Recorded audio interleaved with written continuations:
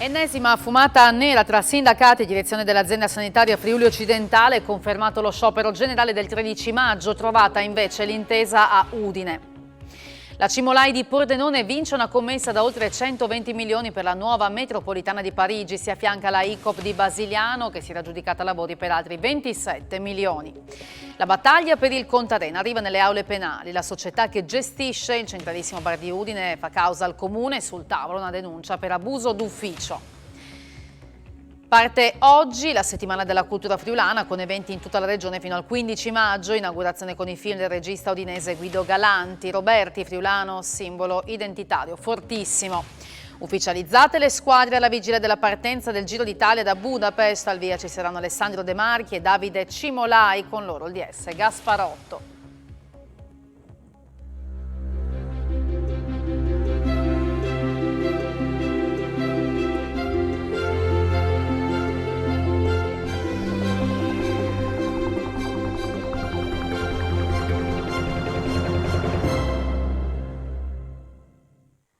Buonasera da Telefriuli e bentrovati all'edizione serale del nostro telegiornale. Bufera sempre più per quanto riguarda la sanità del Friuli Occidentale. Oggi rappresentanti delle sigle sindacali hanno incontrato a Pordenone davanti al prefetto il direttore generale di ASFO, ma per l'ennesima volta non è stato trovato l'accordo e dunque il 13 maggio sarà sciopero. Abbiamo trovato la stessa proposta che abbiamo già respinto, che saremmo stati disposti magari ad accoglierla nell'incontro precedente col prefetto e che la direzione non ha voluto, e oggi ci ripresenta la stessa proposta. L'ultimo tentativo di conciliazione non è andato a buon fine. Davanti al prefetto di Pordenone in un incontro informale, questa mattina i sindacati hanno ribadito la loro volontà di scioperare. La corda si è spezzata e le crepe che si sono create tra lavoratori da una parte e direzione generale di ASFO dall'altra appaiono insanabili. Il malessere è molto e quindi lo sciopero del 13 maggio appare come l'unica soluzione percorribile. Abbiamo detto chiaramente, tutti uniti, io parlo come RSU, però qua abbiamo tutte le altre sigle sindacali, che noi andiamo avanti con il nostro sciopero del 13 maggio. Non è solo un discorso dell'accordo stralcio, c'è tutto un malessere, una cattiva gestione di questa direzione che ha portato in questi anni al licenziamento di tante persone che sono andate via e che hanno lasciato appunto un posto pubblico che una volta non era neanche pensabile per andare nel privato. Quindi questo dimostra i livelli di malessere generale.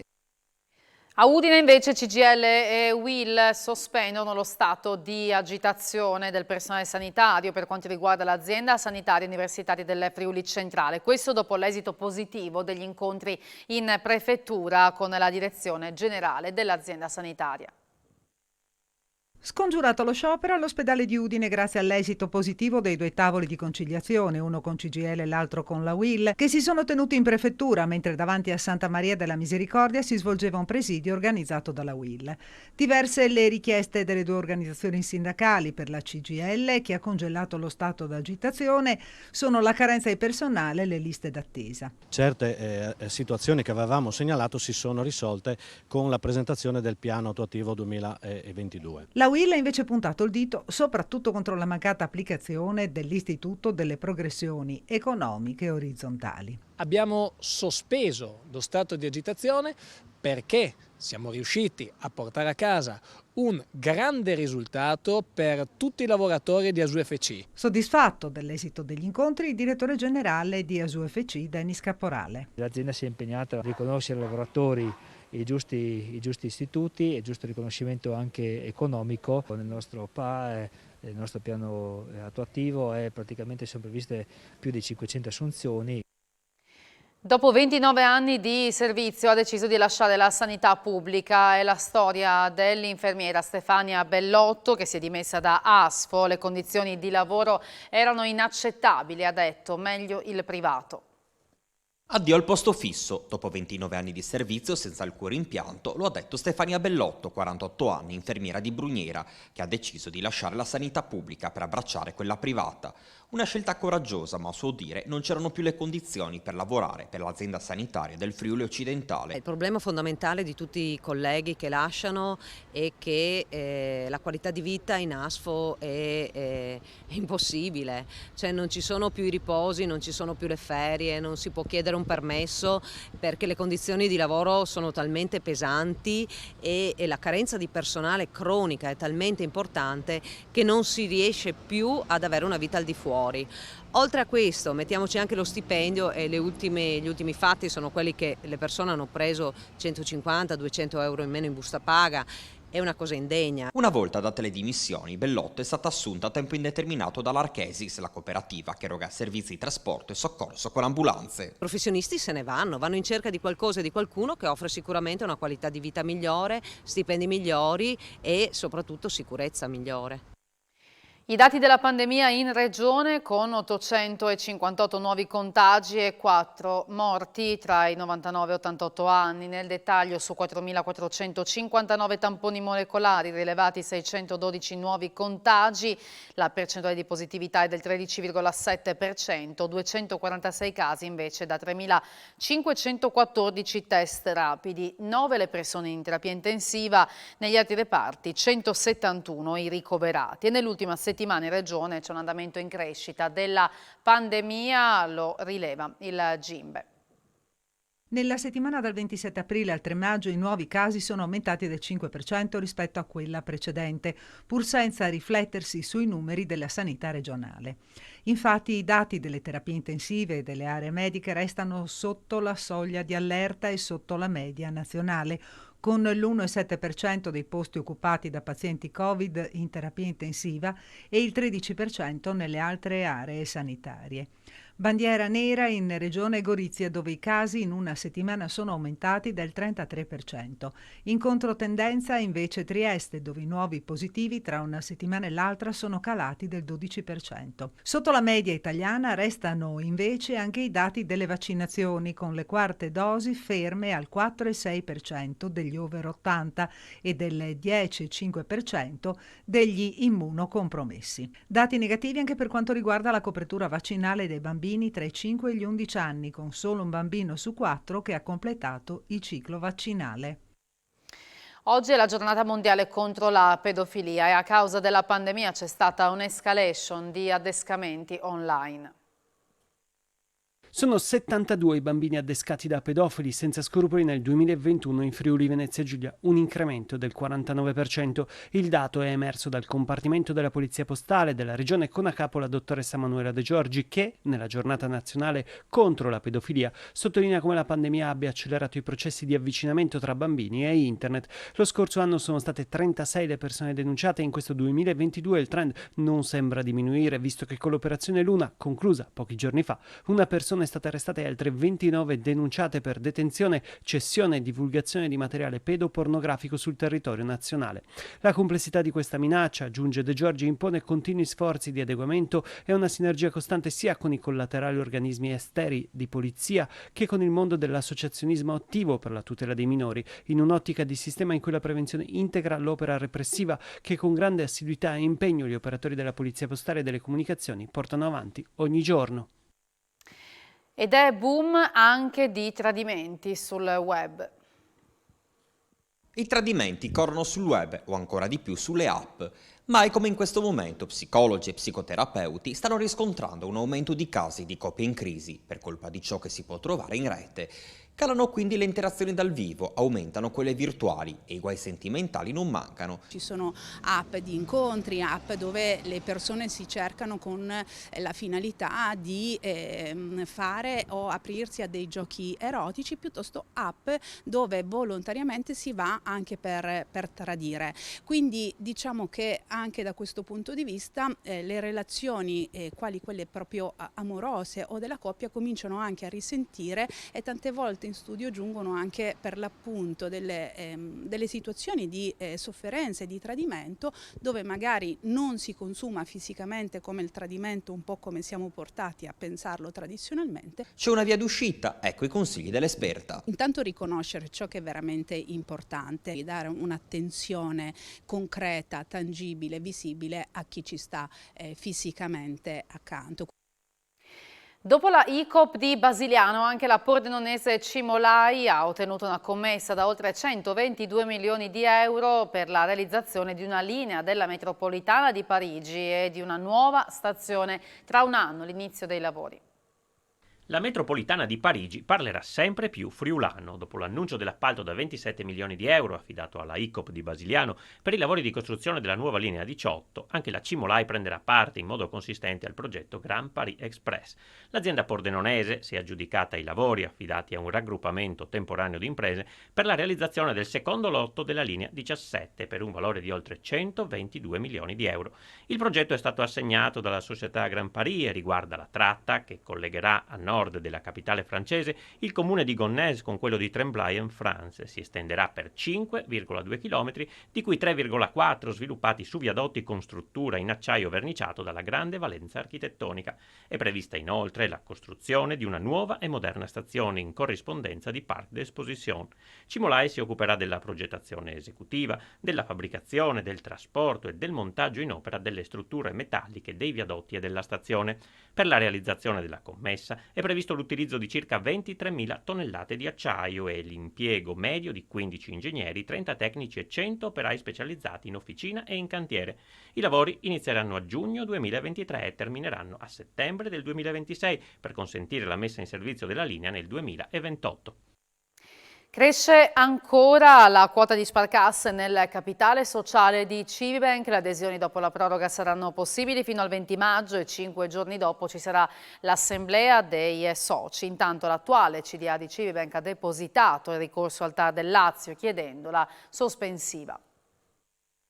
Prosegue a colpi di adesioni da una parte e di ricorsi dall'altra la battaglia per il controllo di Civibank. Oggi la quota in possesso di Sparcasse, che ha lanciato un'OPA sull'Istituto di Credito Friulano, è salita ulteriormente, toccando quota 66,7%.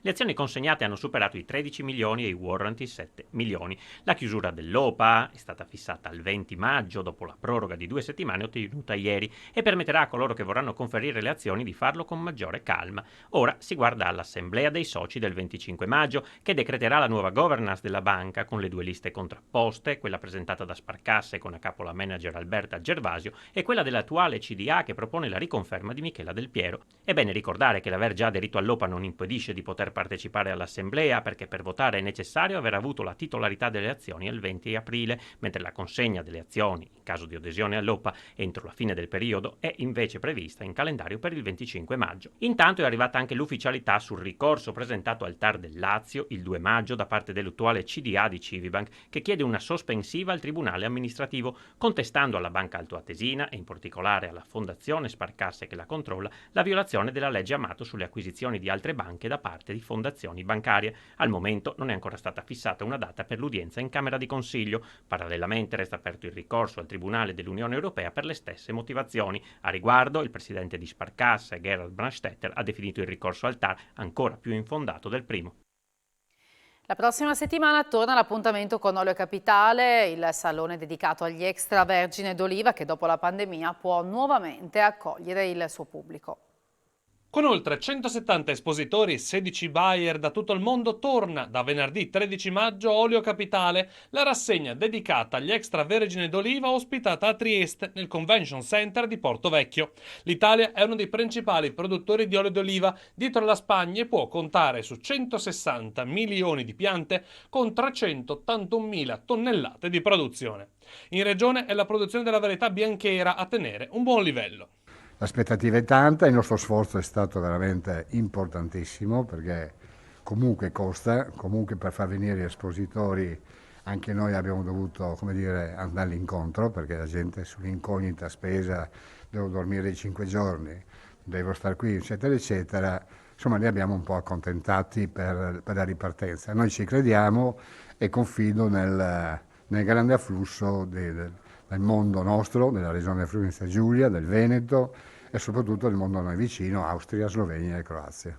La manifestazione è organizzata da Aries e dalla Camera di Commercio Venezia Giulia in collaborazione con la Regione e con il Ministero delle Politiche Agricole. E il giorno dell'inaugurazione, il 13, sarà presente anche il ministro Stefano Patuanelli.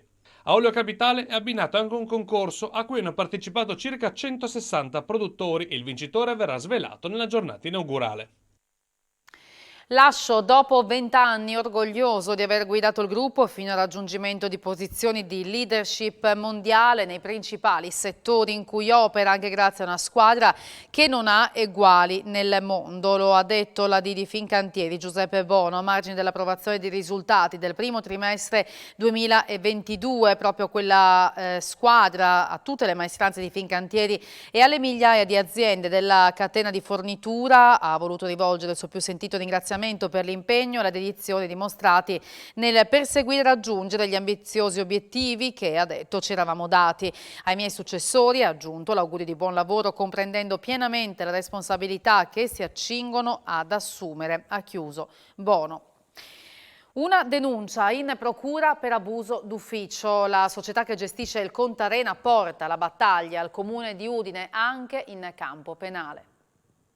Diventa penale la battaglia tra Contarena e Comune di Udine. L'amministratore della Spritztime SRL, società che gestisce lo storico locale di Palazzo d'Aronco, ha presentato ieri in procura una denuncia, integrazione di un'altra denuncia risalente a febbraio, nei confronti dell'assessore al patrimonio Francesca Laudicina e dei funzionari ai quali competono le locazioni degli immobili di proprietà comunale. Società e Comune si sono già affrontate davanti al TAR e sono in attesa del giudizio del Consiglio di Stato. Nella denuncia, spiega il legale della Spritztime, l'avvocato Federica Tosel, sono esposti alcuni fatti che la società ritiene siano riconducibili al reato di abuso d'ufficio. In particolare, l'amministrazione ha utilizzato un doppio peso e una doppia misura continua a seconda dell'interlocutore che ha davanti, mentre sarebbe tenuta l'imparzialità. Vedremo se la Procura della Repubblica condividerà le nostre valutazioni. L'assessore Laudicina non ha voluto lasciare commenti. Posso solo dire, afferma, che ho sempre lavorato per l'interesse pubblico.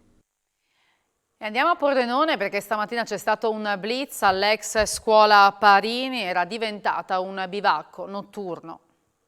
Da ex scuola a bivacco notturno, da un mese alcuni cittadini segnalavano una situazione di degrado laddove un tempo gli studenti frequentavano l'istituto scolastico Parini in via Gemelli a Pordenone. Stamattina alle 8 è scattato il blitz della polizia locale e degli uomini della questura. A terra, lungo la terrazza, è stato trovato di tutto: materassi, coperte, spazzatura e resti di fuochi accesi. Gli agenti hanno provveduto inoltre ad identificare un uomo che era solito trascorrere lì la notte. L'area di proprietà privata è stata completamente ripulita ed igienizzata. Un'operazione importante perché è la dimostrazione che quando i cittadini si rivolgono alle istituzioni, le istituzioni rispondono. In questo caso un'operazione coordinata dal Comando di Polizia Locale, il commissario Candido e la Questura ha fatto sì che questa violazione di domicilio sia stata identificata. In questo momento l'area è stata ripulita. Al proprietario chiediamo di fare in modo che venga gestita al meglio per evitare che ci possano essere tentativi di intrusione e fare in modo che l'area venga gestita con cura. Spaventoso incidente stradale fra un furgone e una Citroen C1 a Sacile, lungo la statale 13 Pontebana, con un'auto e un furgone che si sono scontrati per causa in corso di accertamento con grande violenza, ma nonostante ciò i conducenti hanno fortunatamente riportato solo lievi ferite. Sul posto Carabinieri di Sacile, Vigili del Fuoco, Sanitari del 118 e l'Eli Soccorso. I risultati di 3 progetti interdisciplinari dell'Università di Udine finanziati da Fondazione Friuli sono stati presentati questo pomeriggio. Vediamo. Il rapporto tra invecchiamento attivo e fragilità negli anziani, l'azione protettiva della salute svolta dalla Mela e i suoi sottoprodotti, gli sviluppi e le applicazioni industriali della robotica collaborativa sono i 3 progetti di ricerca interdisciplinare dell'Università di Udine finanziati dalla Fondazione Friuli, presentati dopo un anno di lavoro dai ricercatori dell'Ateneo di Udine. Mettere, a sistema, come si direbbe, competenze e conoscenze diverse che permettono di affrontare questi temi con una osservazione a 360 gradi. Questa società è sempre più complessa, sempre più interconnessa e non si può più, bisogna uscire dalla logica delle discipline chiuse in se stesse. Con questi progetti invece interdisciplinari in qualche modo si alza lo sguardo e si cerca di affrontare un fenomeno attraverso tutte le sue sfaccettature. E in questo l'università si è dimostrata molto elastica, molto efficace. La lista che Massimiliano Fedriga sta creando in vista delle prossime regionali può intercettare consenso anche oltre il centrodestra, lo pensa il vice governatore Riccardi, che risponde così alla domanda su che cosa farà da grande.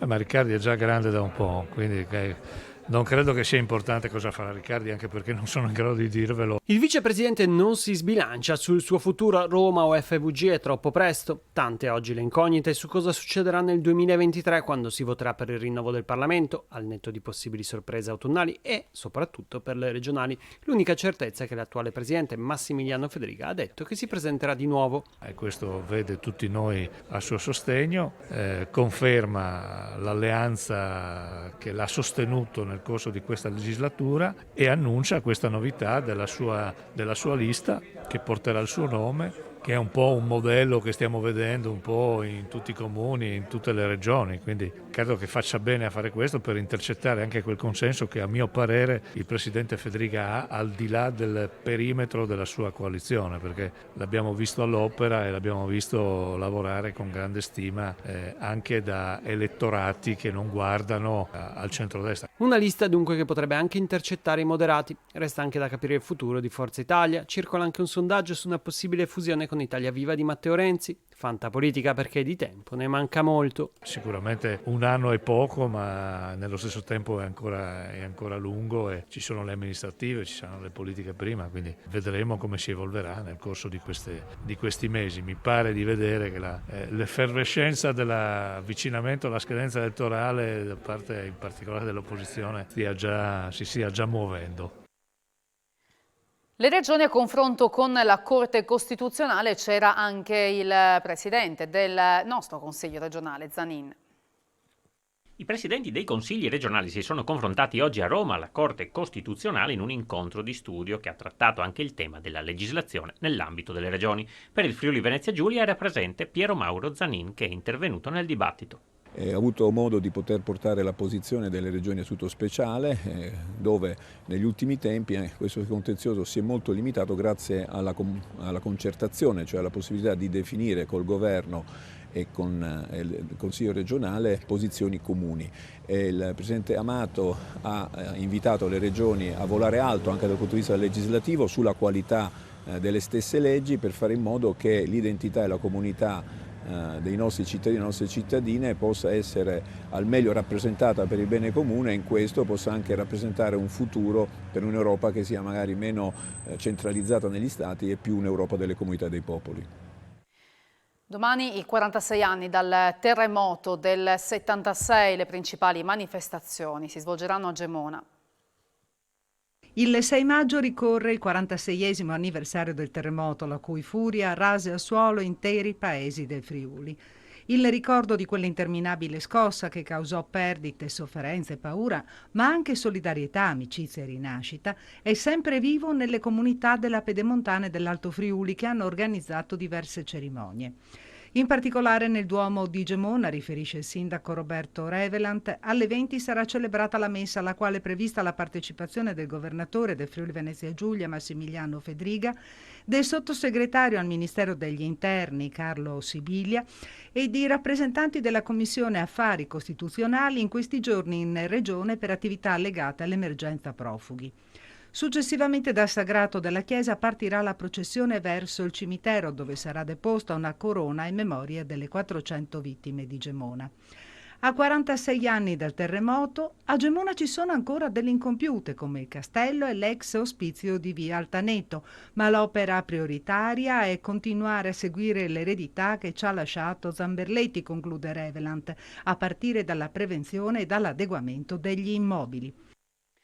Con la proiezione del film perduto del regista friulano Guido Galanti inizia oggi la settimana della cultura friulana.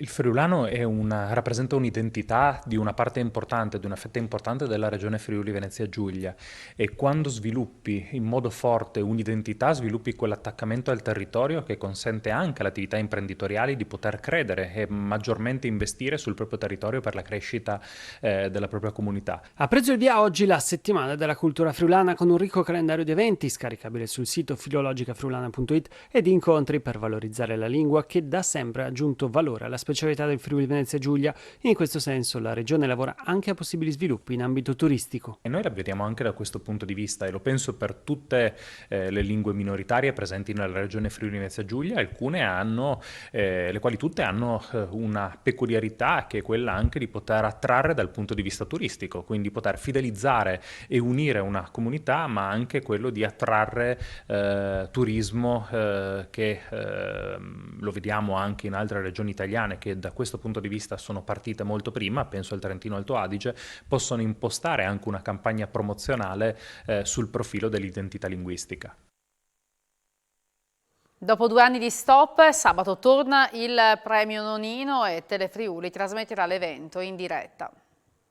Una grandissima emozione, perché dopo 2 anni ritrovarsi, certamente in un momento così drammatico, difficile a livello internazionale, però poter, come ha detto appunto Peter Brook, poter mostrare degli esempi luminosi, personaggi straordinari che arrivano in Friuli, stanno arrivando in Friuli, e anche ieri fare le prove col coro Manos Blancas del Friuli, che la mamma ha voluto in ricordo di Claudio Abbado proprio 10 anni fa, sono 10 anni più 2 in realtà, 10 più 2, è una grandissima emozione. Questo grande scrittore di letteratura per i ragazzi, per l'infanzia, David Almond, che arriva appunto da Newcastle, e i filosofi Nancy Fraser e Mauro Cerruti, italianissimo.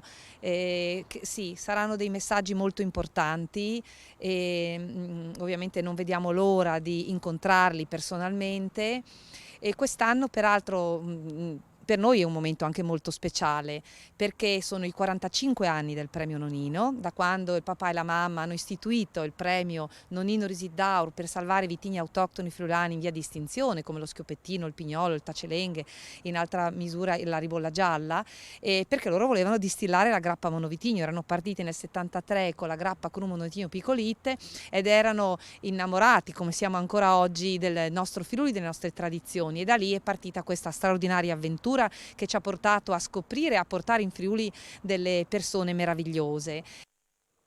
E sabato allo Stadio Friuli un quadrangolare a scopo benefico.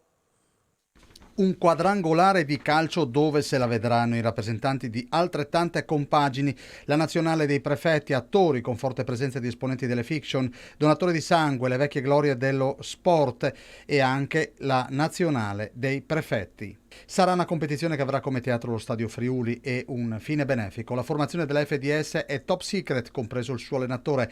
Il presidente Roberto Flora invece si apre sull'organizzazione dell'evento e sul fine dello stesso, previsto per le 14 del 7 maggio. Un evento che per noi donatori non è solo donare il sangue, ma anche trasmettere i valori di essere donatore. Questo vuol dire essere presenti in questa serata importante. I proventi vanno a 3 organizzazioni, una organizzazione l'Andos, poi dopo c'è un'associazione per la Croce Rossa Italiana e un'associazione che provvede per dei disabili. I biglietti, se poi sono perso le prevendite, si trova anche sul sito dell'Udinese Calcio o sul nostro sito portaledono.it, 2,50 € per gli adulti e ai ragazzi fino a 18 anni €1. Domani parte il Giro d'Italia, è ufficiale la lista partenti, ne parliamo tra poco a Sport FVG. Grazie per aver seguito il nostro telegiornale, buon proseguimento di serata, arrivederci.